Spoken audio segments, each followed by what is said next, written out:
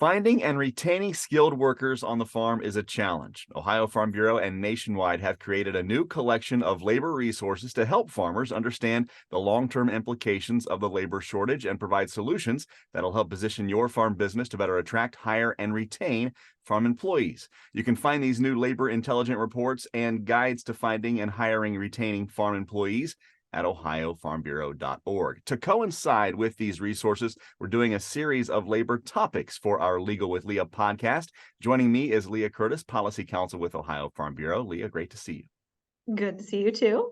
Everyone's aware of the requirements to pay minimum wage, but there are some exceptions for agriculture that are good to keep in mind if you're a farm employer. Let's start with what the minimum wage law is. So generally, most employers are required to pay at least the minimum wage to employees that they hire. There's a federal and a state minimum wage in most every state, and in most cases within Ohio, the state's minimum wage is what will apply. That's currently at $10.10 per hour. And the Ohio Constitution actually has a minimum wage amendment to it that requires our state minimum wage to be updated every year basically based on inflation. Makes me feel old. My minimum wage was $4.25 back when I was a teenager. Even though we have a state minimum wage, federal law does govern a lot of how the minimum wage applies here in the Buckeye State. Yeah, so even though we have that state minimum wage, that's what the actual wage rate is, still our minimum wage law, as far as who has to pay it, how it's paid, is in the most part based on federal law and mostly incorporates a lot of those definitions and exemptions that are already in federal law for Ohio law as well.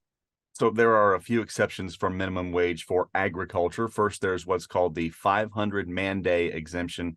What is that? So this one's a little bit complicated, but an employer in agriculture who does not use more than 500 man days in any calendar quarter in the preceding calendar year is exempt from minimum wage. So a man day is any day in which an employee works for the employer for at least an hour. So if you had two employees, they worked every day of the week for at least an hour each day, that would be 14 man days for that week. 500 man days kind of works out in a quarter to be roughly equivalent to about 7 full-time employees. But of course, if you are thinking about using this exemption or using this as a justification, you do want to review your own employment and your hours and make sure you're very clear about what are the number of hours and man days that you have to determine if you fit into this exemption. You're right. That is a little complicated, but there are some exceptions that are a little more general. Can you tell us about those?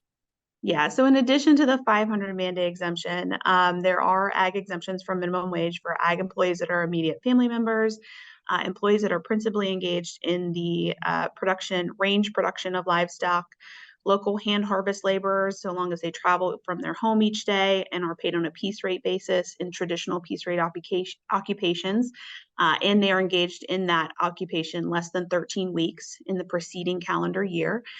And then non-local minors who are under age 16, hand harvesters, paid on that piece rate, again, in a traditional piece rate organization, employed on the same farm as their parents and paid the same piece rate as those over 16. So those are a little more general, but again, apply to those traditional farm employers. Important too to remember that from a labor standpoint, minimum wage and these exemptions are the law, but it's not always what the market requires.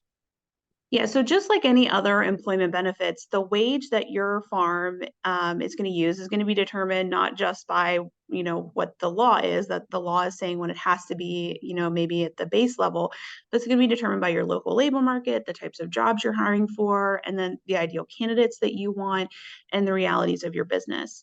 But the law can help the employer understand what their legal obligations are, and those can be different based on what the market realities are for your business and in your area. Check out the new labor resources online at ohiofarmbureau.org. Leah Curtis, Policy Counsel with Ohio Farm Bureau, joining us for this Legal with Leah. Thank you. Thank you.